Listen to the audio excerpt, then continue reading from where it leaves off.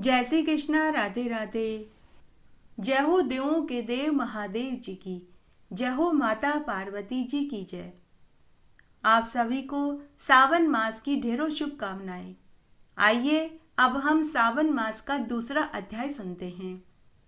ब्रह्मा जी के पुत्र सनत कुमार की स्तुति सुनकर शंकर भगवान प्रसन्न होकर बोले कि हे श्रेष्ठ पुरुष, आप बहुत ही विनम्र, श्रद्धावान व धार्मिक प्रवृत्ति के तथा सभी गुणों से संपन्न हैं। अतः आपके वचनों को सुनकर मुझे बड़ी प्रसन्नता प्राप्त हो रही है।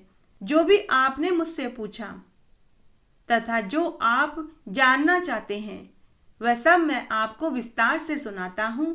तुम ध्यान से चित्त लगा कर के सुनो।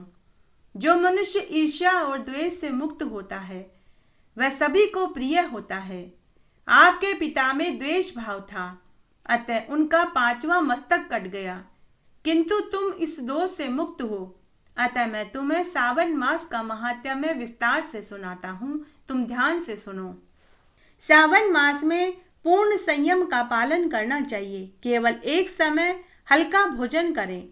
प्रतिदिन अपने नित्य कर्म करने के बाद रुद्राभिषेक करना चाहिए।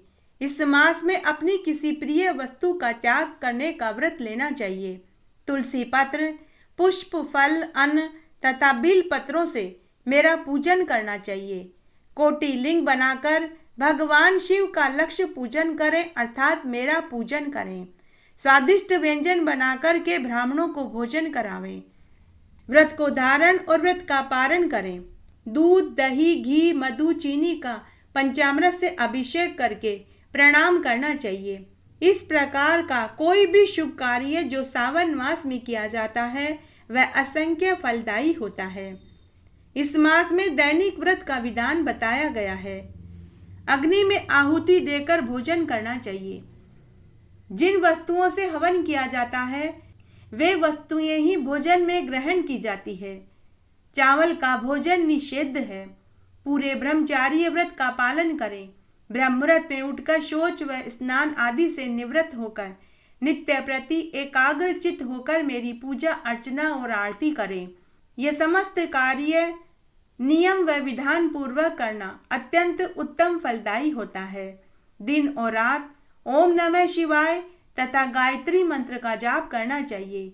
यजुर्वेद के दूसरे अध्याय के पुरुषोक्त के अनुसार पूजन तथा नित्य प्रति पूजन के पश्चात नमस्कार करके दक्षिणा अर्पित करें, जिससे शीघ्र फल की प्राप्ति होती है। इससे मन वांछित लाभ प्राप्ति के साथ साथ सुख की अनुभूति भी होगी। जो मनुष्य सावन मास में ग्रह शांति यज्ञ, 10 सहस्त्र होम, लक्ष्य होम अथवा कोटि होम करता है उसे तुरंत फल की प्राप्ति होती है। उसकी सभी मनोकामनाओं को मैं पूर्ण कर देता हूँ। यह सावन मास मुझे सबसे अधिक प्रिय है। जो व्यक्ति सावन मास में व्रत उपवास नहीं करता वह जीवन पर्यंत नरकगामी होता है। इस मास में निष्काम भाव से व्रत उपवास करने पर अंत में मोक्ष की प्राप्ति होती है। किसी भी मनोकामना से व्रत उपवास किए जाने पर शीघ्र मनोकामना पूर्ण कर देता हूँ। हे सनत कुमार, अभी तक मैंने सावन मास के व्रत के विषय में बताया है। अब मैं तुम्हें सावन मास के वारों के विषय में बताता हूँ। तुम ध्यान से सुनो। सावन मास के रविवार को श्री सूर्य नारायण भगवान का व्रत करना चाहिए तथा सोमवार को मेरा अर्थात शिव जी का व्रत करें। इस दिन संध्या के समय भोजन करें। जो मनुष्य सावन मास के पहले सोमवार से लेकर निरंतर 3.5 महीने तक ये व्रत करता है उसकी संपूर्ण मनोकामनाओं को मैं शीघ्र पूर्ण कर देता हूँ। इस व्रत रोटक व्रत, रोट का व्रत नाम से भी जाना जाता है। मंगलवार के दिन किए जाने वाले व्रत को गौरी दुर्गा व्रत कहते हैं। बुधवार के व्रत को बुधवार तथा बृहस्पतिवार के व्रत को बृहस्पति भगवान का व्रत होता है। शुक्रवार के दिन किया जाने वाला व्रत जीवंतिका देवी के नाम से होता है। श्री हनुमान जी व नरसिंह भगवान का व्रत शनिवार के दिन किया जाता है। हे सनत कुमार, ये मैंने तुम्हें सावन मास के वारों के बारे में बताया। अब मैं तुम्हें तिथियों के व्रतों के बारे में बताता हूँ। श्रावण मास में शुक्ल पक्ष की द्वितीया को जो व्रत किया जाता है वह औदुंबर व्रत कहलाता है। शुक्ल पक्ष की तृतीया के दिन गौरी व्रत का विधान है। शुक्ल पक्ष की चतुर्थी को दुर्वा व्रत किया जाता है। इसे विनायक चतुर्थी व्रत भी कहते हैं। श्रावण शुक्ल पंचमी को नाग पूजन होता है, अतः इस व्रत को नाग पंचमी व्रत अथवा मानव कल्पादि व्रत भी कहते हैं। श्रावण शुक्ल षष्ठी के दिन किए जाने वाले व्रत को सुपोदन व्रत कहते हैं तथा सप्तमी के दिन शीतला देवी का व्रत किया जाता है। श्रावण मास की अष्टमी व चतुर्दशी को पवित्रारोपण नामक व्रत किया जाता है। श्रावण मास की शुक्ल पक्ष व कृष्ण पक्ष की नवमी को किया जाने वाला व्रत नक्त मन व्रत कहलाता है। श्रावण मास के दोनों पक्षों की एकादशी को किए जाने वाले व्रत को आशा व्रत के नाम से पुकारा जाता है। श्रावण मास की द्वादशी के दिन हरि भगवान का पवित्रारोपण व्रत होने के कारण श्री भगवान को श्रीधर नाम से पूजन किया जाता है, जिसके फल स्वरूप श्रेष्ठ गति मिलती है। श्रावण मास की पूर्णिमा को उपाकर्म व रक्षाबंधन का पवित्र व्रत होता है। पूर्णिमा के दिन संपूर्ण मास का उत्सर्जन भी होता है। श्रावणी कर्म सर्प बलि इस दिन विष्णु भगवान के अवतार के कारण हैग्रीव नामक व्रत होता है। ये समस्त कर्म इसी दिन किए जाते हैं। कष्टों के निवारण के लिए श्रावण कृष्ण चतुर्थी को संकट चतुर्थी व्रत करने का विधान है। श्रावण कृष्ण पंचमी के दिन मानव कल्प का विधान है। श्रावण मास की अमावस्या को पिठोरा व्रत कहते हैं। अमावस्या के दिन वर्ष भर के लिए कुशाएं उखाड़ी जाती है, जो कर्म कांड तथा पूजा पाठ के लिए उपयोग में ली जाती है। इस दिन बैलों का पूजन किया जाता है, जिससे वर्ष भर के लिए बैल कृषि कार्य के योग्य हो जाते हैं। श्रावण मास की प्रत्येक तिथि के देवता भी अलग अलग हैं। प्रतिपदा तिथि के देवता अग्नि देवता है। ब्रह्मा जी द्वितीय तिथि के देवता, तृतीया तिथि की गौरी, चतुर्थी के गणपति देवता हैं, पंचमी तिथि के सर्प देवता हैं तथा षष्ठी के स्कंद देवता हैं। सूर्य सप्तमी तिथि के देवता हैं, अष्टमी के देवता शिवजी हैं। इसी प्रकार मास की नवमी तिथि की दुर्गा व दशमी तिथि के यम देवता हैं। एकादशी के देवता कामदेव, शिवजी चतुर्दशी के देवता व चंद्र पूर्णिमा के देवता हैं। पितर अमावस्या के देवता माने गए हैं। इस प्रकार से सावन मास की सभी तिथियों के देवता व स्वामी होते हैं। तिथि के अनुसार ही उनके देवता भी उसी दिन पूजनीय होते हैं। श्रावण मास में जब सिंह राशि पर सूर्य का संक्रमण दिन में 12 अंश व 40 घड़ी व्यतीत हो जाती है, उस समय अगस्त्य नक्षत्र उदय होता है। इसीलिए अगस्त्य ऋषि के व्रती को 7 दिन पहले से ही अर्घ्य देना आरंभ कर देना चाहिए। इस मास में सूर्य देव गबस्ती के नाम से तपते हैं। पूरे वर्ष में सूर्य देवता अलग अलग नामों से तपते हैं। श्रावण मास में सूर्य नारायण का पूजन गबस्ती नामक विधि से करना चाहिए। हे सनत कुमार, अब तक मैंने तुम्हें श्रावण मास की तिथियों और वारों के बारे में बताया है। अब श्रावण मास से आगे के 4 मासों के व्रतों के विषय में बताता हूँ, तुम ध्यान से सुनो। श्रावण मास में हरी सब्जी का सेवन न करें। भादवा मास में दही का प्रयोग न करें। आश्विन मास में दूध का प्रयोग न करें।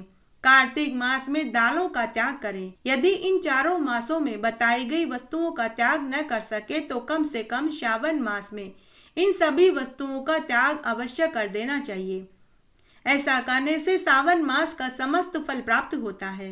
हे सनत कुमार, मैंने तुम्हें श्रावण मास के नियमों और व्रतों के विषय में संक्षेप में बताया है।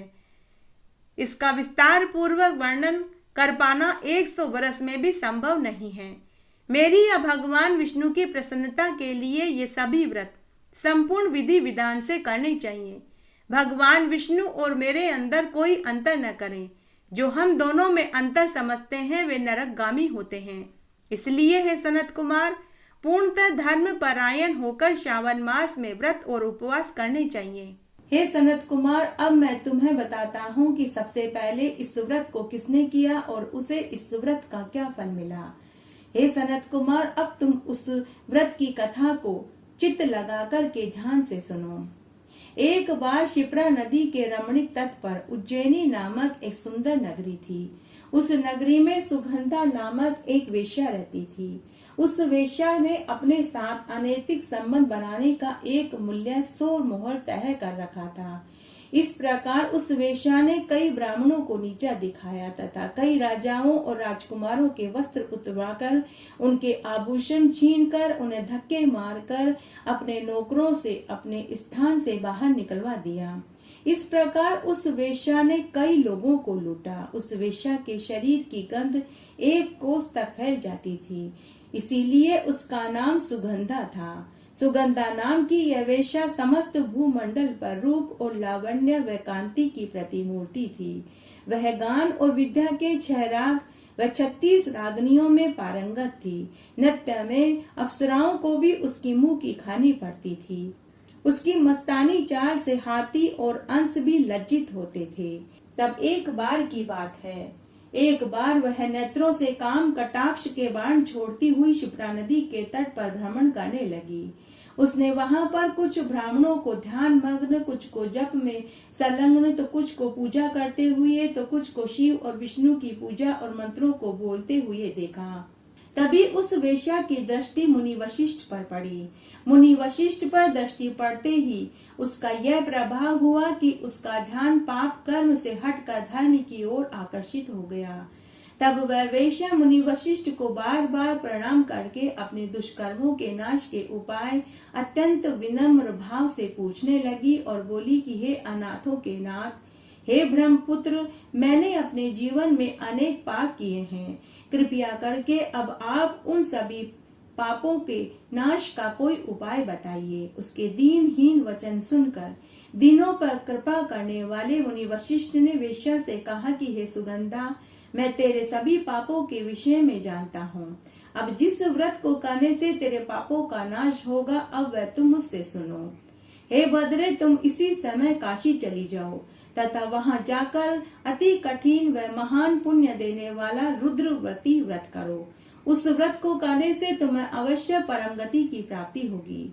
भगवान शंकर ने कहा कि हे सनत कुमार ऋषि के ये वचन सुनकर उस वेश्या ने अपना धन अपने अनुचरों और मित्रों को बांटकर 2 जोड़ी कपड़े लेकर काशी चली गई। वहां जाकर मुनि वशिष्ठ द्वारा बताई गई विधि से सावन मास में रुद्रव्रती व्रत करने लगी। उसके पश्चात वह वेश्या इस व्रत के प्रभाव से अपने पंचभौतिक शरीर के साथ शिवलिंग में समाविष्ट हो गई। अतः जो स्त्री इस अति दुर्लभ व्रत को करता है, वह जो जो कामना करता है, मैं उसकी वही मनोकामना पूरी कर देता हूँ।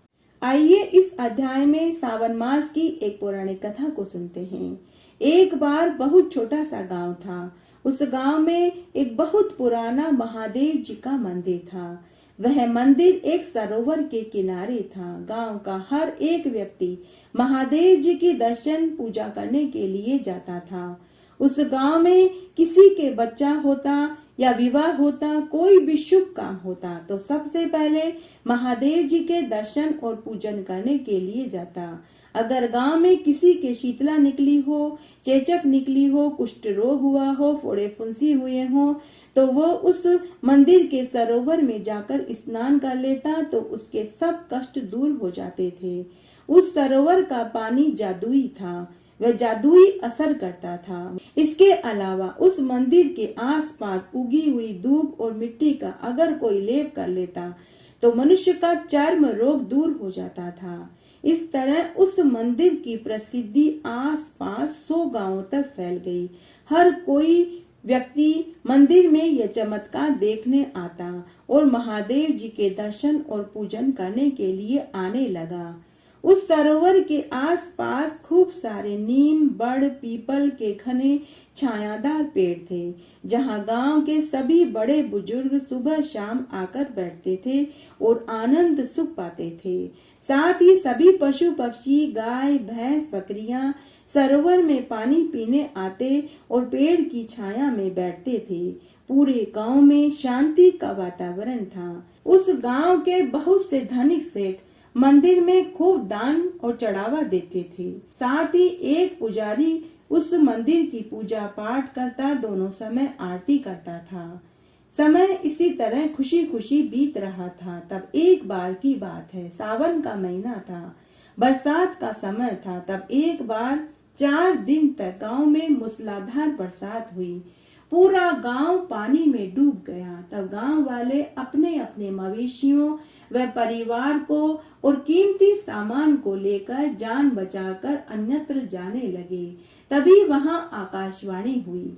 महादेव जी बोले कि अरे गांव वालों, तुम सब अपने अपने मवेशियों, कीमती सामान और परिवार वालों को लेकर मेरे मंदिर प्रांगण में चले आओ। वहां बरसात की एक बूंद भी नहीं है। तब सभी गांव वाले अपने अपने मवेशियों, कीमती सामान और परिवार वालों को लेकर मंदिर के प्रांगण में पहुंच गए। 8 दिन के बाद पूरा पानी सूख गया, बरसात रुक गई। सबने महादेव जी की पूजा करी और सब अपने अपने घरों में पुनः जाकर रहने लगे। तब एक रोज उनके गांव में एक साधु महात्मा आया। वह तंत्र मंत्र जादू टोने का महान जानकार था। उसने उसी महादेव जी के मंदिर के सामने एक चबूतरे पर एक पेड़ के नीचे अपनी समाधि लगाई और अपने तंत्र मंत्र जादू टोने गांव वालों को दिखाने लगा। गांव वाले उससे प्रभावित हो गए और उसे खूब दान दक्षिणा देने लगे। उस साधु के पास खूब धन जमा हो गया। तब उसने वहां एक कमरा बना लिया।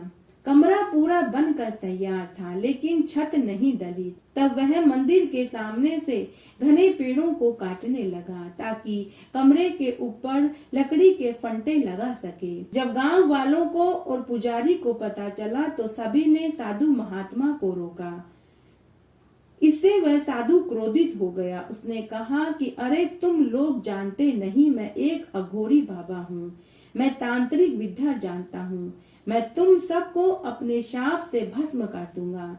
लेकिन मंदिर का पुजारी बोला कि हे साधु महात्मा जी, माना कि आप तांत्रिक विद्या जानते हो, लेकिन आप हमारे महादेव भगवान को नहीं जानते। वो चाहे तो कुछ भी कर सकते हैं। ऐसा सुनते ही साधु गुस्से से आग बबूला हो गया। उसने कुल्हाड़ी उठाई और बोला कि किसमें इतनी शक्ति है जो मुझे पेड़ काटने से रोक सके। तभी मंदिर में से एक बिजली चमकी। भगवान महादेव के गले में पड़ा हुआ सर्प जीवित हो गया। वह रेंगता हुआ आया और उसने साधु को डस लिया। उसी क्षण वह साधु वहीं ढेर हो गया और मृत्यु को प्राप्त हो गया। उसके बाद वह सर्प जैसे आया था वैसे ही जाकर महादेव जी के गले से लिपट गया। पूरा गांव यह सब देख रहा था। सारा गांव आश्चर्यचकित रह गया। तभी वहां आकाशवाणी हुई कि हे गांव वालों, घमंडी साधु को उसके कर्मों का दंड मिल चुका है। घमंड कभी फलता फूलता नहीं है। तुम सब मेरे आशीर्वाद से सुरक्षित हो। तब उस घटना के बाद तो पूरे गांव को यकीन हो गया कि महादेव जी उनके परम पिता परमेश्वर है। तब से सभी लोग सावन मास में देवों के देव महादेव जी का पूजन करने लगे और रात्रि जागरण में भजन कीर्तन करने लगे। एक बार की बात है, शंकर भगवान के लिए रोज रोज भांग रगड़ने से माता पार्वती जी परेशान हो गई और एक दिन वह शंकर भगवान से बोली कि मैं रोज रोज आपके लिए भांग रगड़ती हूँ। मेरे दोनों हाथों में दर्द हो गया है। मैं अब आपके लिए भांग नहीं पीसूंगी। या तो आप भांग पीना छोड़ दीजिए, नहीं तो मैं हमेशा हमेशा के लिए अपने माँ बाप के घर चली जाऊंगी। तो शंकर भगवान बोले कि पार्वती, मैं भांग पीना तो नहीं छोड़ सकता। आप चाहे तो मायके चली जाओ। पार्वती जी बोली कि सोच लीजिए, मैं वापस नहीं आऊंगी। शंकर भगवान बोले कि ठीक है गोरा रानी, एक बार क्या 7 बार मायके में जाओ, मैं आपको नहीं रोकूंगा। तब माता गौरा बोली कि अब तो मैं वापस तभी आऊंगी जब आप 7 बार नाक रगड़ोगे। ऐसा कहकर माता पार्वती जी क्रोधित होकर मायके चली गई। अब शंकर भगवान खुद ही भांग रगड़ते और पीते। इस तरह कई बरस बीत गए। तब एक दिन शंकर भगवान ने गोरा को छलने का निश्चय किया। उन्होंने माया से एक बहुत बेशकीमती हीरे मोती नीलम पन्ना जड़ी जूती बनाई। शंकर भगवान ने एक बूढ़े मोची का वेश धरा और पहुंच गए पार्वती जी के मायके और राजा हिमाचल के महल के बाहर जोर जोर से आवाजें लगाने लगे कि कोई जूतियां ले लो, बेशकीमती हीरे मोती जड़ी जूतियां ले लो। महल के ऊपर से पार्वती जी की दासी ने देखा कि कोई मोची जूतियां बेच रहा है। दासी ने देखा जूतियां उसे बहुत सुंदर और महंगी लगी। दासी ने पूछा कि अरे ओ मोची बाबा, जूतियां कितने की है? शंकर भगवान जो बूढ़े मोची के वेश में थे वो बोले कि अरे बालिके, तेरी हैसियत नहीं है जो तू इन जूतियों को खरीद सके। तब पार्वती जी की दासी बोली कि अरे बाबा, माना कि मेरी हैसियत इन जूतियों को खरीदने की नहीं है, लेकिन मेरी मालकिन इन जूतियों को जरूर खरीद लेगी। तू यहीं रुक, मैं अभी अपनी मालकिन को लेकर नीचे तेरे पास आती हूँ।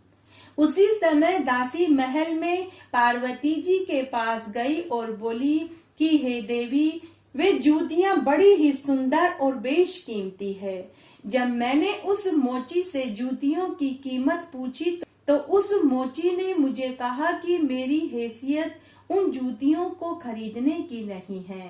तब मैंने उस मोची को चेतावनी भरे शब्दों में कहा कि माना कि इन जूतियों को मैं नहीं खरीद सकती, लेकिन मेरी मालकिन इन जूतियों को खरीद लेगी। तब पार्वती जी बोली कि क्या उस मोची की ऐसी हिम्मत, वो जानता नहीं मैं कौन हूँ। तब पार्वती जी ने मोची को जनाजा महल में बुलाया। पार्वती जी अपनी दासी के साथ वहां पहुंच गई और बोली कि अरे ओ बूढ़े मोची, ये जूतियां कितने की है? तो शंकर भगवान जो मोची के वेश में थे वो बोले कि अरे बालिके, तू इस जूती को पहनने की हैसियत नहीं रखती। यह जूतियां बड़ी अनमोल है, तू इनकी कीमत भी नहीं दे पाएगी। इनको तो शंकर भगवान की रानी या विष्णु भगवान की रानी ही पहन सकती है। तब माता पार्वती जी क्रोधित हो गई और बोली कि अरे ओ बूढ़े मोची, तू जानता नहीं मैं कौन हूँ। मैं शंकर भगवान की रानी हूँ। अगर शंकर भगवान को पता चलेगा तो तुझे यहीं भस्म कर देंगे। शंकर भगवान मन ही मन मुस्कुराने लगे। तब मोची वेश में शंकर भगवान बोले कि ठीक है बालिके, वैसे तो ये जूतियां बड़ी बेशकीमती है, लेकिन मैं तुझे एक शर्त पर दे सकता हूँ। तब माता पार्वती ने अपनी दासी को महल के भीतर भेज दिया। तब माता पार्वती ने कहा कि अरे ओ बूढ़े मोची, तू अपनी शर्त बता। तब शंकर भगवान बोले कि हे कल्याणी, अगर तू 7 बार जूतियों पर नाक रगड़ दे तो मैं यह जूतियां तुझे मुफ्त में दे दूंगा। माता पार्वती जी ने मोची को बहुत भला बुरा कहा, शंकर भगवान का खौफ दिखाया और खुद की शक्ति बताई, लेकिन वह मोची टस से मस नहीं हुआ। आखिर थक हार कर माता पार्वती जी उन सुंदर मोतियों को जाने नहीं देना चाहती थी। जूतियां सच में बहुत सुंदर थी। रह रह कर जूतियों में बिजली की सी चमक उठ रही थी। तब माता पार्वती जी ने चारों तरफ देखा, तब उसे कोई दिखाई नहीं दिया। तब माता पार्वती ने जूतियां उठाकर 7 बार नाक रगड़ी और बोली कि ले, मैंने 7 बार जूतियों पर नाक रगड़ दी, लेकिन यह बात तू बाहर जाकर किसी से मत कहना। तब शंकर भगवान वेश में मोची मन ही मन खुश हुए और वापस कैलाश पर आ गए। उन्होंने सोचा कि पार्वती जी तो बड़ी ही आसानी से चली गई। इस तरह फिर से कई दिन बीत गए। तब एक दिन माता पार्वती जी ने सोचा कि क्यों न मैं ये बेशकीमती जूतियां भगवान शंकर को दिखाऊं। वे उसी समय कैलाश पर गई। शंकर भगवान यह सब कुछ देख रहे थे। वे आंखें मीच कर समाधि लगाकर बैठ गए। तभी माता पार्वती जी जूतियां पहनकर कैलाश पर इधर उधर शंकर भगवान के आगे पीछे भ्रमण करने लगी। लेकिन फिर भी शंकर भगवान ने माता पार्वती जी से जूतियों के बारे में कुछ नहीं पूछा। तब माता पार्वती ने शंकर भगवान से कहा कि हे देव, आप पूछेंगे नहीं कि ये जूतियां किसने दी। शंकर भगवान ने भोले बनकर पूछा कि हाँ गोरा, ये जूतियां तुम्हें किसने दी। तब माता पार्वती जी अकड़ती हुई बोली कि ये जूतियां मुझे मेरे पिताजी ने मेले में से दिलवाई है। यह कई लाख रुपए की है। इसमें हीरे, पन्ने, मोती, नीलम जड़े हुए हैं। तब शंकर भगवान ने माता पार्वती जी से कहा कि अरे पार्वती, जरा तुम मेरे कमंडल में झांक कर देखो और फिर बताना कि यह जूतियां किसने दी और कितने की दी। जैसे ही माता पार्वती जी ने भगवान महादेव के कमंडल में झांका तो उसमें वो सारा दृश्य दिखाई दिया जिसमें शंकर भगवान बूढ़े मोची का वेश धरते हैं और माता पार्वती जी 7 बार जूतियों पर नाक रगड़ती है। माता पार्वती जी ने यह देखा तो वह क्रोधित हो गई। माता पार्वती ने शंकर भगवान से कहा कि हे देव, आपने मेरे साथ छल किया है। इस तरह फिर से कई दिन बीत गए। एक दिन माता पार्वती जी ने भी भगवान शंकर को छलने का उपाय बनाया। माता पार्वती जी ने एक भीलनी का वेश बनाया और कैलाश पर नाचने गाने लगी। भगवान शंकर ने जब भीलनी को देखा तो वे उसके रूप और सौंदर्य पर मंत्र मुग्ध हो गए। भगवान शंकर ने भीलनी से कहा कि अरे तुम कौन हो, तुम्हारा पिता और पति कौन है। तो भीलनी बोली कि मैं एक सुंदर भीलनी हूँ। मेरे पिता का नाम हेमा भील और पति का नाम भंवर भील है। तब शंकर भगवान ने कहा कि अरे भीलनी, मैं तेरे रूप और यौवन पर मंत्र मुग्ध हो गया, तू मेरी रानी बन जा। तब भीलनी क्रोधित होते हुए बोली कि मेरा पति उड़ती चिड़िया पर तीर मार देता है, वो उड़ती चिड़िया के पंख गिन लेता है, वो आपको यहाँ बैठे बैठे ही मार देगा। और हे देव, आपके तो पहली पत्नी पार्वती और दूसरी सिर पर गंगा है, मैं अगर आ गई तो लड़ाइयाँ हो जाएगी। तब शिवजी महाराज बोले कि अरे बावली भीलनी, पार्वती जी को तो मैंने पीहर भेज दिया है और गंगा को मैंने प्रवाहित कर दिया, तू कैलाश पर राज करेगी। तब भीलनी बोली कि देखो जटाधारी बाबा, न तो मैं शेर पर बैठूंगी और न ही नाड़िया पर बैठूंगी और न ही बैल की सवारी करूंगी और न ही रथ पर सवारी करूंगी। आपका कैलाश तो बहुत लंबा चौड़ा है, यहाँ पर चलते चलते मैं तो थक जाऊंगी। तब महादेव जी बोले कि अरे बावली, मैं इतना हट्टा कट्टा जवान हूँ, तू मेरे कंधे पर बैठकर सवारी करना। तभी भीलनी ने कहा कि अच्छा चलो नीचे झुको, मैं अभी बैठकर तुम्हारी परीक्षा ले लेती हूँ। भगवान शंकर ने उसी समय दोनों हाथ जमीन पर टिका दिए और झुक गए। तभी भीलनी उचक कर भगवान शंकर की पीठ पर बैठ गई। तभी वहाँ भगवान विष्णु, माता लक्ष्मी, ब्रह्मा जी, इंद्र, भगवान नारद देव और 33 कोटि देवी देवता उनके ऊपर फूलों की बरसात करने लगे और सभी वहाँ उपस्थित हो गए। जैसे ही भगवान शंकर सीधे खड़े हुए तो सामने भीलनी की जगह माता पार्वती जी खड़ी खड़ी मंद मंद मुस्कुरा रही थी।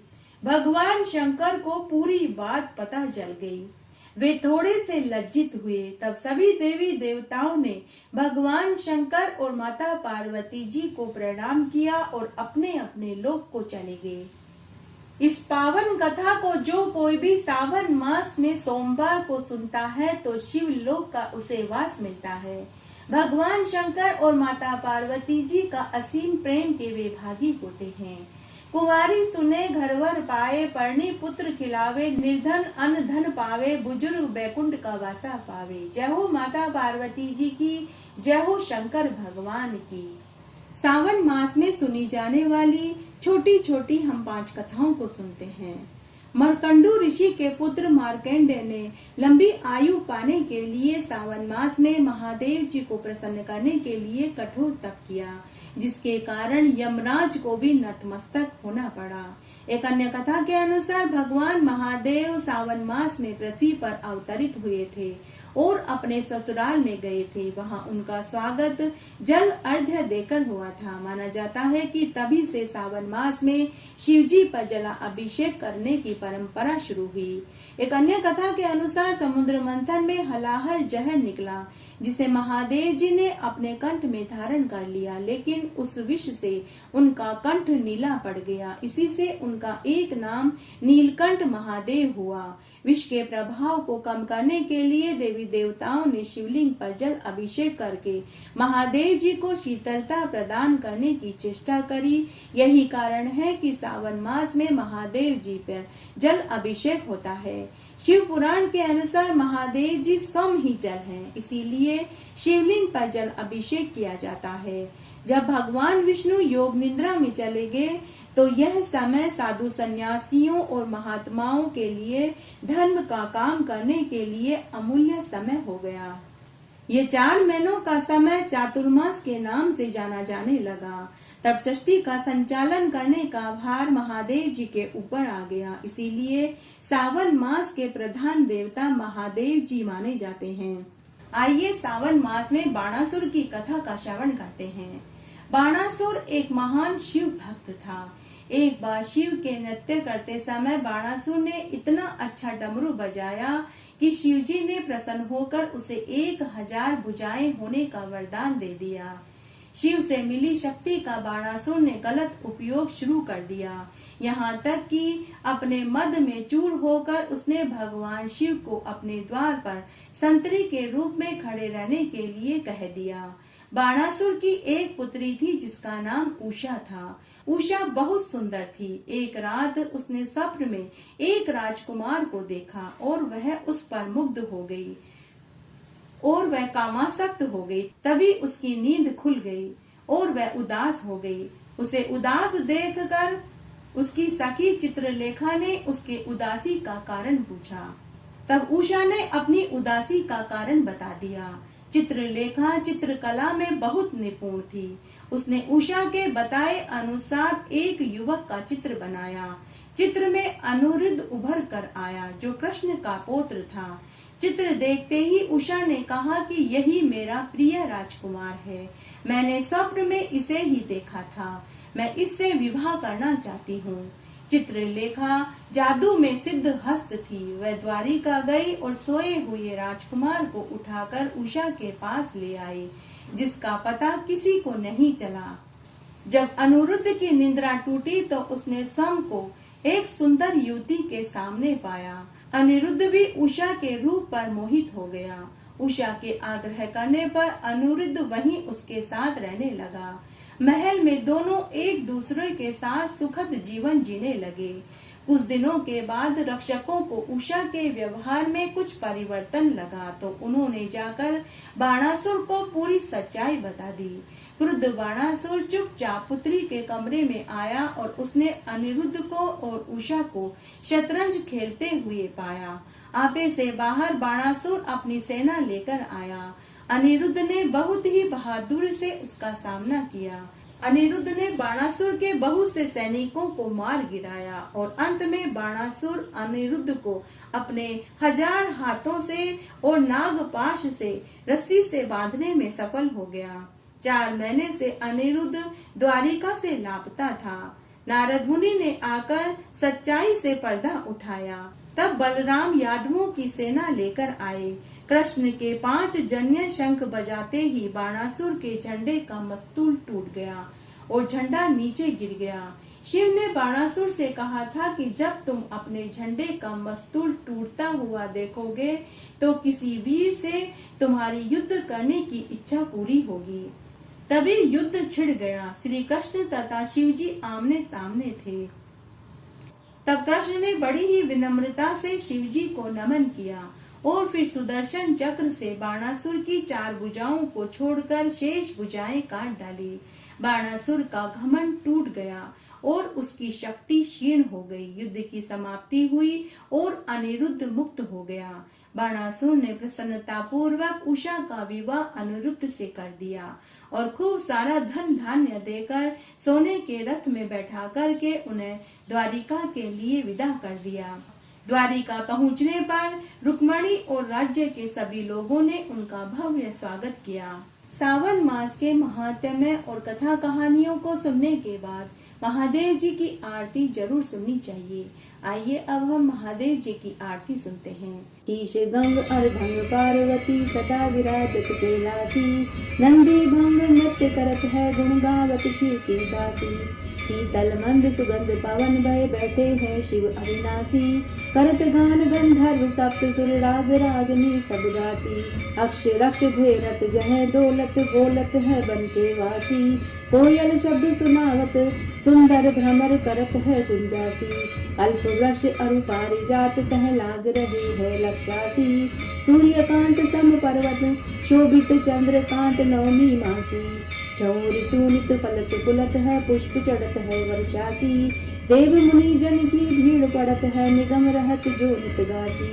ब्रह्मा विष्णु का ध्यान धरत है कछु शिव हमको फरमासी, रिद्धि सिद्धि के दाता शंकर सदा आनंद के सुख राशि। जिनके सुमिरन सेवा करते टूट जाए यम की फांसी, त्रिशूल धर का ध्यान निरंतर मन लगाए कर जो ध्यासी। दूर करे विपदा शिव तिनकी जन्म सफल शिव पद पासी, कैलाशी काशी के वासी अविनाशी प्रभु सुध लीजो।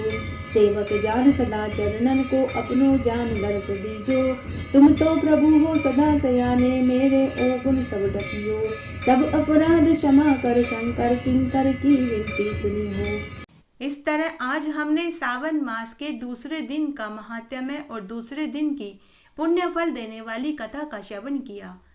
आशा करती हूँ आपको कथा कहानी और आरती सुनने का संपूर्ण फल प्राप्त हुआ होगा। मेरे साथ बने रहने के लिए आपका धन्यवाद। आगे आने वाली कथा कहानी के लिए भी आप इसी तरह मेरे साथ बने रहें। धन्यवाद।